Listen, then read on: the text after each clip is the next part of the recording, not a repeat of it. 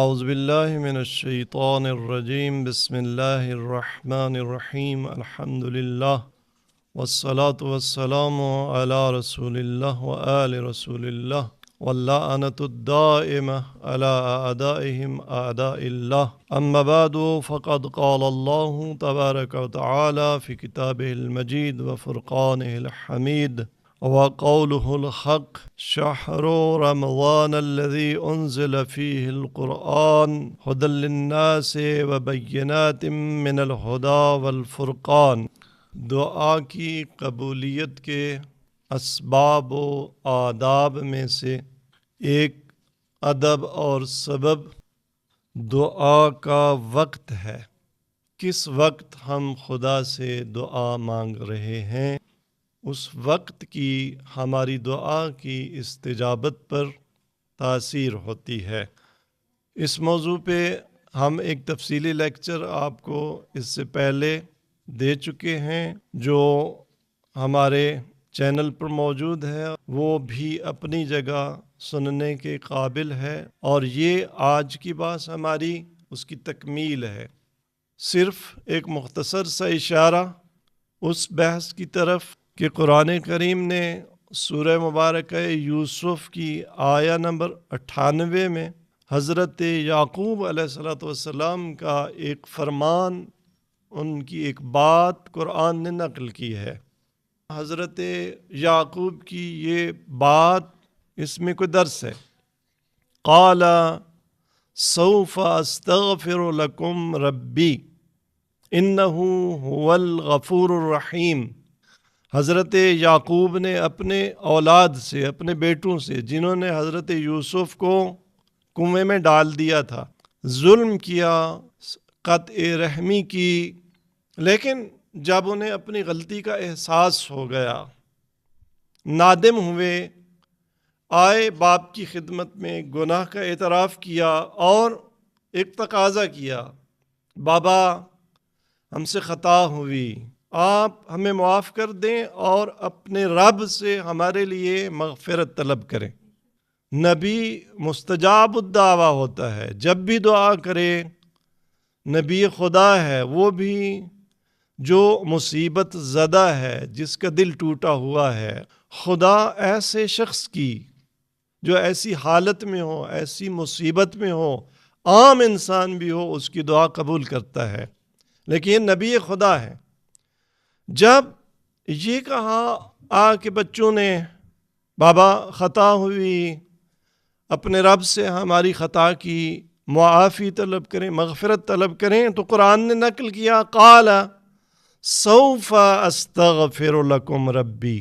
وہیں پر دعا نہیں کی، فرمایا سوف استغفر لکم ربی، میں ان قریب تمہارے لیے دعا کروں گا۔ کیا معنی تھا؟ ابھی کیوں نہیں؟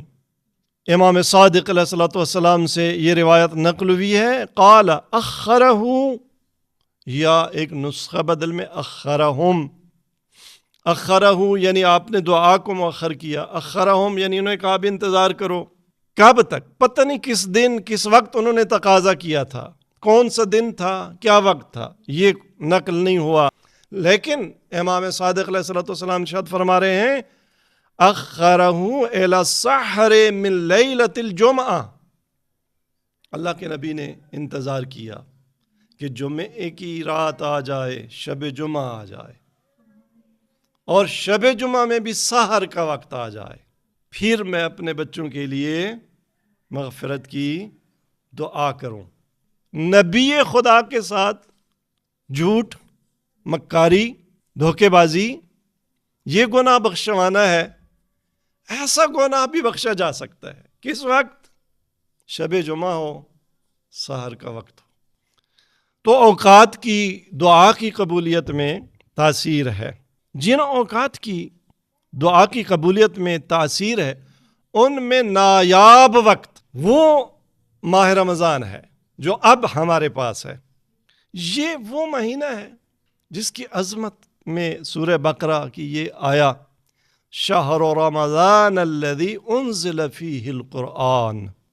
خدا جہاں قرآن میں فرماتا ہے کہ ان عدت الشہور عند اللہ، اللہ کے پاس اللہ کی کاؤنٹنگ میں 12 مہینے ہیں، ان 12 مہینوں میں 11 مہینوں میں خدا نے قرآن نازل نہیں کیا، رمضان کے مہینے میں خدا تبارک تعالیٰ نے. اور یہ واحد مہینہ جس کا نام قرآن نے لیا ہے، قرآن میں آیا ہے شہر رمضان الذی انزل فیہ القرآن، 3 جگہ، سورہ بقرہ میں یہاں، پھر سورہ دخان کے نمبر 3 میں انا انزلناہ فی لیلۃ مبارکہ، اور سورہ قدر میں انا انزلناہ فی لیلۃ القدر. ہم نے اس قرآن کو ماہ رمضان کی ایک مبارک رات میں نازل کیا. قرآن ایک لحاظ سے 23 سال کے عرصے میں نازل ہوا ہے، مختلف مہینوں میں، مختلف اوقات میں، مختلف حالات میں، مدینے میں، مکے میں، پہاڑ میں، میدان میں، کہاں کہاں نازل ہوتی رہی ہیں قرآن کی آیات. لیکن یہاں پورا قرآن ایک دفعہ یکجا قلب پیغمبر پر نازل ہوا ہے، جو ان آیات میں بات ہوتی ہے. دفعتاً واحدہ ایک شب میں قلب پیغمبر پر نازل ہوا. اور اس سے ایک اور بات سمجھ آتی ہے، اور عجیب عظمت ہے اس مہینے کی اور اس رات کی جو اس مہینے میں آنے والی ہے، جس کے لیے ابھی سے تیاری کرنا شروع کر دیں، کیونکہ اس رات میں ایک دم سے کوئی نہیں داخل ہو سکتا.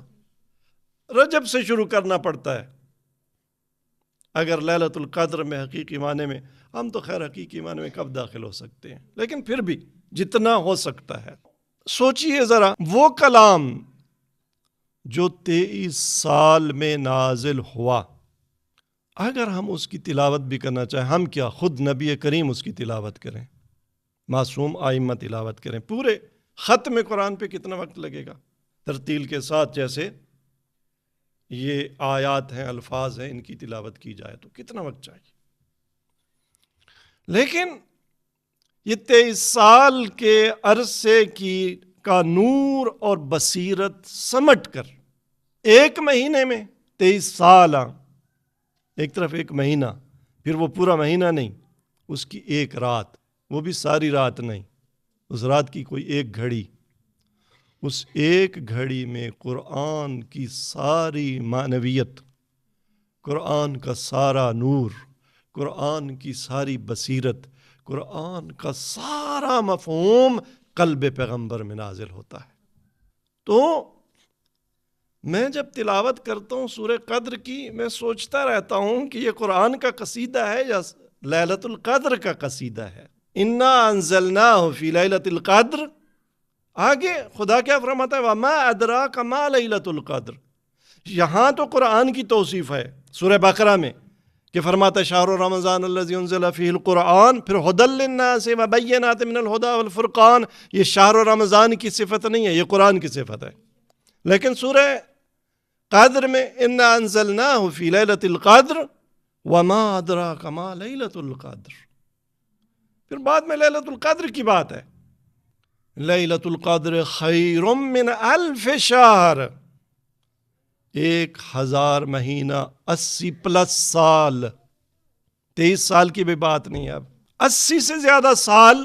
80 سال کی عمر بھی آج انسانوں کو نصیب نہیں ہوتی. اگر ایک انسان تولد ہی سے باشعور ماں کے شکم سے آئے اس دنیا میں اور 80 سال سے زیادہ عبادت خدا کرتا رہے، بندگی خدا کرتا رہے، مناجات پڑھتا رہے، دعا کرتا رہے، وہ سارا ایک طرف. لیکن پھر بھی لیلۃ القدر خیر، برابر نہیں ہے، موازنہ نہیں ہے.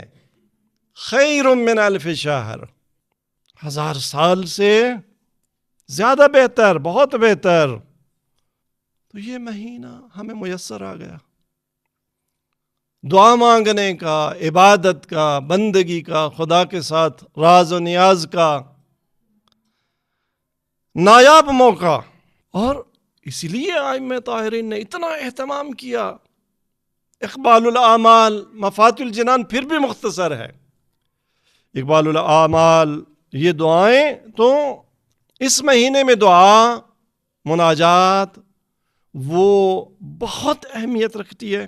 من لا یحضر الفقیہ میں امام علی علیہ الصلوۃ والسلام نے یہ نقل ہوا ہے مولا کا فرمان کہ لما حضر شہر رمضان، کہ جب رمضان کا مہینہ آتا، قام رسول اللہ صلی اللہ علیہ وآلہ وسلم، اللہ کے نبی کھڑے ہو کے اپنے اصحاب کے سامنے، اپنی امت کے سامنے خطبہ دیتے، فحمد اللہ واثنى علیہ، سب سے پہلے نبی کے خطبے کی ترتیب کیا ہوتی تھی؟ حمد خدا، خدا کی ثنا، ثم قال ایھا الناس، پھر کیا فرماتے؟ اے لوگو، کفاکم اللہ عدوکم، اللہ نے تمہارے دشمن کی اس مہینے میں خود ضمانت لے لی ہے، تمہارا کچھ نہیں بگاڑ سکے گا۔ من الجن والانس، دشمن چاہے جن ہو چاہے انس ہو، شیطان جنی ہو شیطان انسی ہو۔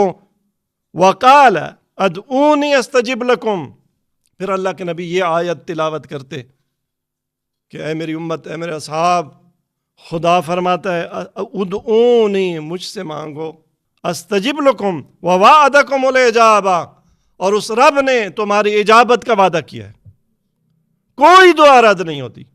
میں نے پہلے عرض کیا ہے، ہاں وہ ہمیں نہیں ملتا جو میں سمجھ رہا تھا کہ میرے لیے بہتر ہے، لیکن اس کا مطلب یہ نہیں کہ دعا رد ہو گئی، کوئی دعا رد نہیں ہوتی۔ آگے چل کر سرکار کیا فرماتے؟ الا وابواب السماء مفتحہ، آگاہ ہو جاؤ، آسمان کے دروازے کھول دیے گئے، اب تمہاری آواز پہلے آسمان پہ نہیں روک دی جائے گی، دوسرے پہ نہیں، ساتویں پہ نہیں، عرش الہی تک تمہاری آواز پہنچ سکتی ہے۔ اور وہ بھی کب سے؟ من اول لیلۃ من، ماہ رمضان کی پہلی رات سے شروع ہو گیا، یہ دروازے کھل گئے۔ الا والدعاء فیہ مقبول، آگاہ رہو، ماہ رمضان میں دعا مقبول ہوتی ہے۔ اور عن ابی عبداللہ علیہ السلام قال قال رسول اللہ، اللہ کے رسول نے فرمایا، امام صادق خبر دے رہے ہیں، اربعۃ لا ترد لهم دعوہ، چار بندوں کی دعا رد نہیں ہوتی، حتی تفتح لهم ابواب السماء، یہ دعا اس وقت تک نہیں رکتی اپنے ملکوت کے سفر میں جب تک کہ آسمان کے دروازے کھول کر عرش تک نہ پہنچ جائے۔ وَتَسِيرَ إِلَى الْعَرْشِ، عرش تک پہنچتی ہے۔ ایک والد کی دعا لِوَلَدِ، باپ کی دعا بیٹے کے لیے، وَالْمَظْلُومِ عَلَى مَنْ ظَلَمَ، اور مظلوم کی دعا ظالم کے خلاف، وَالْمُعْتَمِرِ، اور صاحب عمرہ، صاحب حج، حتی یرجع، یہاں تک کہ حج سے واپس آئے، اور کیا؟ آپ کی دعا، والصائم حتی یفطر، جب سے روزہ شروع ہوا افطار تک، یہ دعا عرش الہی پر پہنچ رہی ہے۔ تو غنیمت جانے ہم، خداوند تبارک تعالیٰ سے دعا ہے کہ ہمیں ماہ مبارک رمضان میں زیادہ سے زیادہ دعا و مناجات اور اپنی بندگی کی توفیق عطا فرمائے۔ والسلام علیکم ورحمۃ اللہ وبرکاتہ۔